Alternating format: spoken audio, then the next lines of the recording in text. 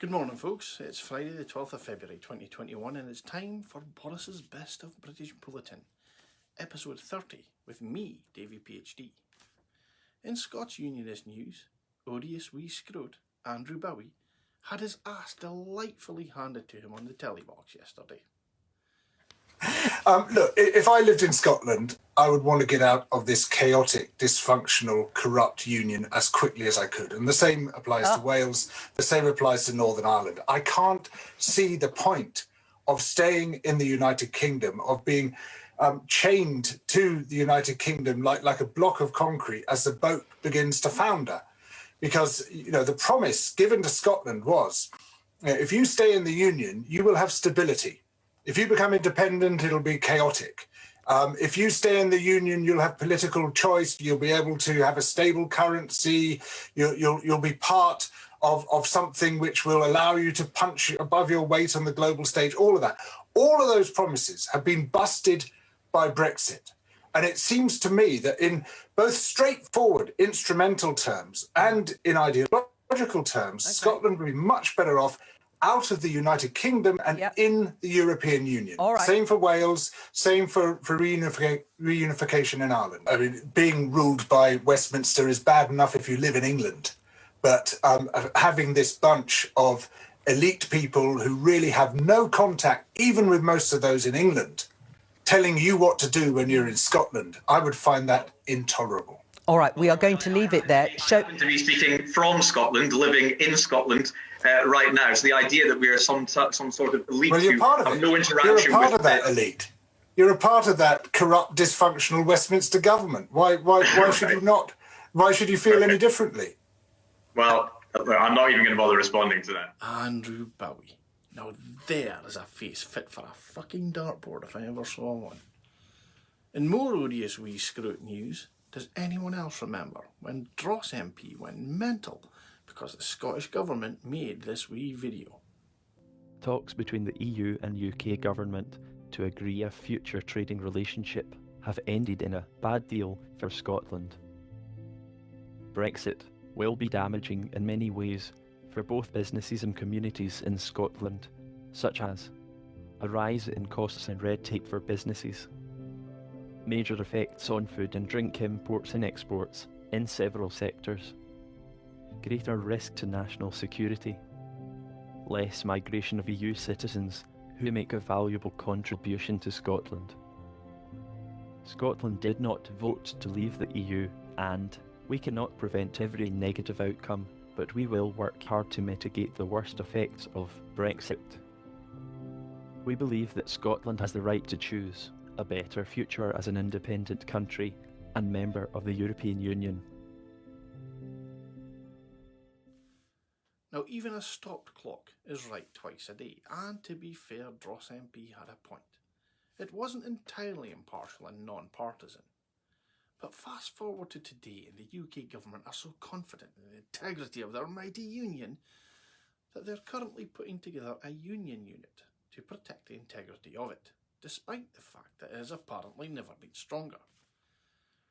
You'd think that a job like that would require intimate knowledge of the countries with devolved administrations, but the job advert on the UK government website says that such knowledge is desirable but non-essential. Of course, things are going so well in the union unit that the only Scottish person working there was fired last week.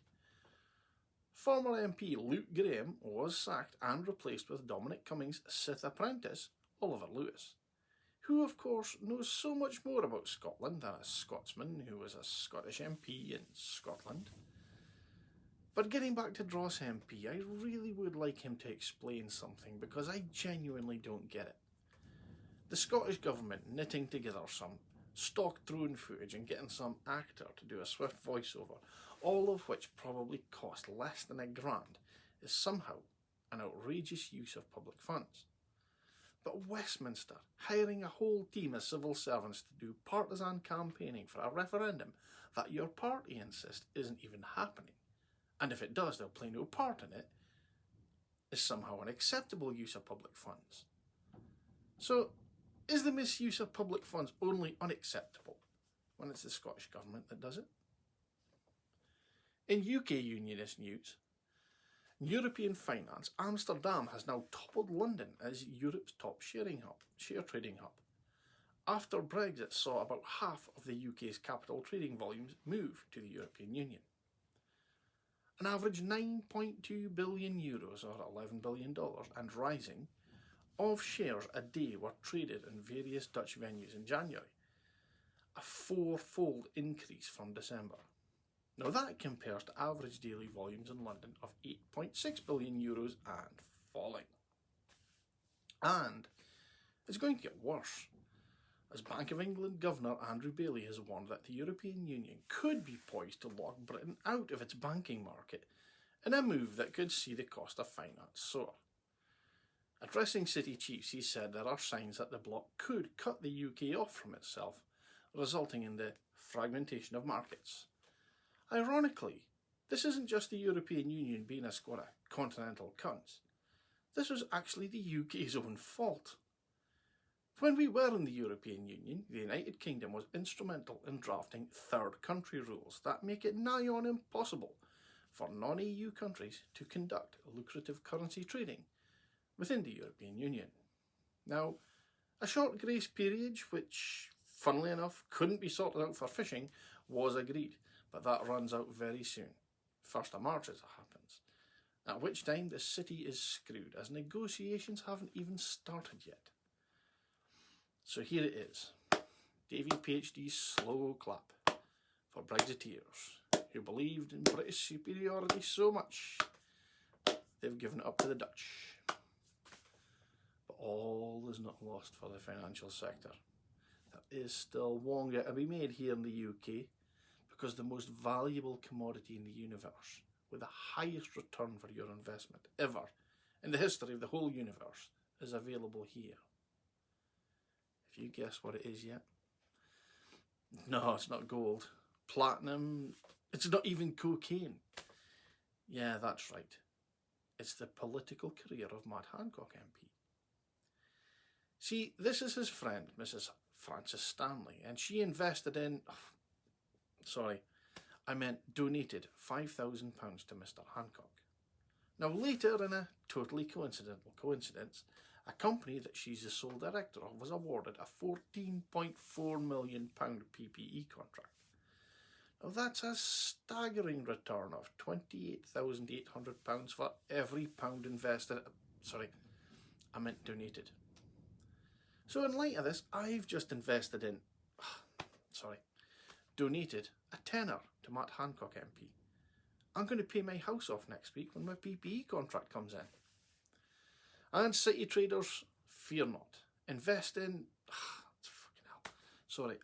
donate to Matt Hancock MP. In Boris Johnson news, the Prime Minister was on form at PMQs this week. It's just a pity that form was his usual form. You see, if you listen... I have to say, Mr. Speaker, that was pathetic. That was no answer. We're talking about 1.3 million children under 5 in poverty. Let me quote, "She cried on her doorstep because I gave her nappies, wipes and winter clothes for her child. I went away with a lump in my throat." These are the words of Emily, a baby bank worker who's supporting families that the Tories have pushed into poverty through a decade of cuts. They don't need more empty words from a Prime Minister who simply doesn't care enough to act.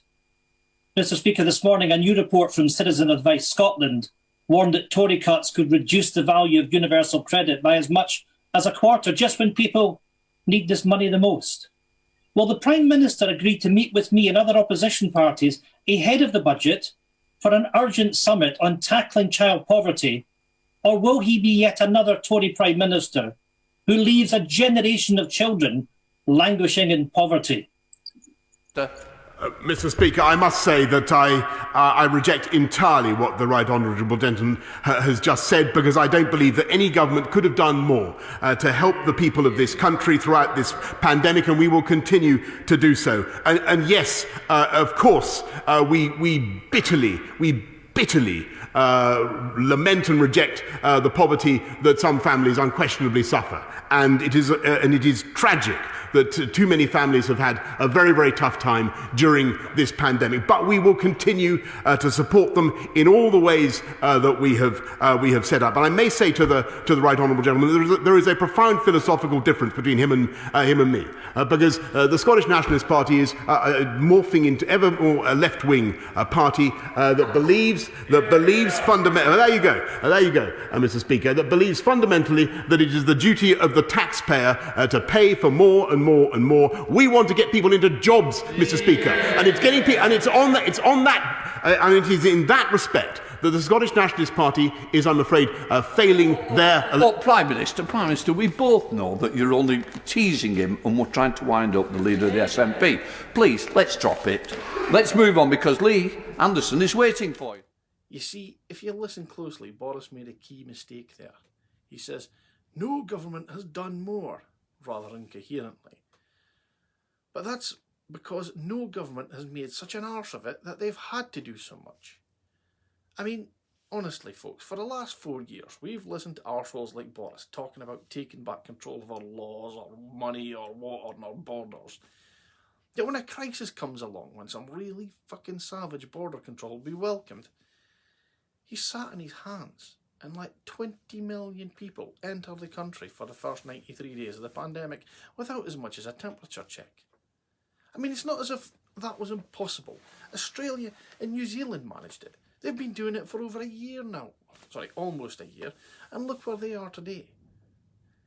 As if that wasn't bad enough, while Boris was sitting on his hands, his government was simultaneously putting in place measures to protect trade, which have in practice meant that last week it took 8 days to move some carrots from mainland UK to Northern Ireland. So just to recap, 20 million potential super spreaders coming into the country from fuck knows where. Welcome to Britain. Come on in, but wash your hands while singing God Save the Queen. But rogue vegetables going from one part of the UK to another? Pfft, can't have that. Let's bin 8 days worth of red tape. And still he hasn't closed the fucking borders properly. So it's hardly surprising that in a poll of Tory MPs on who was their most impressive parliamentarian, their glorious leader polled an impressive 6%. Now, just for a bit of context, there's 365 Tory MPs, 1% of which is 3.65 MPs and 6% of which is roughly 22. So out of 365 Tory MPs, only 22 think Boris is their best parliamentarian. I mean, even Matt Hancock got 23%, or 84 MPs, and that odious wee scrote from earlier on, Andrew Bowie, got an amazing 9%, or 33 MPs. Now, Boris reportedly sees himself as some kind of 21st century Winston Churchill. Well, my arse, he's more like Neville fucking Chamberlain. And finally, has anyone ever noticed that the vaccine rollout is never referred to as the NHS vaccine rollout, even though it's been done by the NHS? But the UK's test and trace is always called NHS test and trace, even though it's not being done by the NHS. Now, call me a cynic, but it's almost as if after all this coronavirus stuff is over, that someone is going to try to convince us that the NHS is no good. Now, why would a Tory government want to do that, I wonder? So, folks, if you don't want to suffer this bell-endery anymore, I have just one question. Are you yes yet? DaviePHD.